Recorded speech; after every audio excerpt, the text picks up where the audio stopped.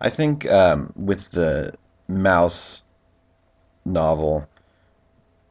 the reason it and probably Persepolis also the authors decided to use the comic book format was um, I think sometimes with such heavy topics, especially cultures from around the world, it might be hard for people in say let's say America to relate. And I think that with the comic book strip, it's a lot more straightforward. Um, it they still use a lot of details, but it's a lot easier to read. And then also, I think that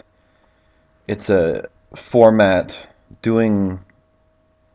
the comic book strip with such a serious topic makes the story more of educational rather than shock and awe, because a lot of the times when you're reading these huge stories about the Holocaust or these huge stories about women's rights being crushed in Middle Eastern countries, you get too caught up in the shock and awe and you don't really absorb the story or the reality of it.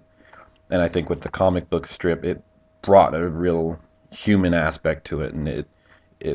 kind of gave it to you in little strips that made it a lot more manageable to read rather than just seeing it and then just not being able to continue reading because it's just so graphic and so detailed and matter of fact. With the comic book strips, it's a lot easier to make it a personal experience that the author is telling. A lot more day in the life, not so much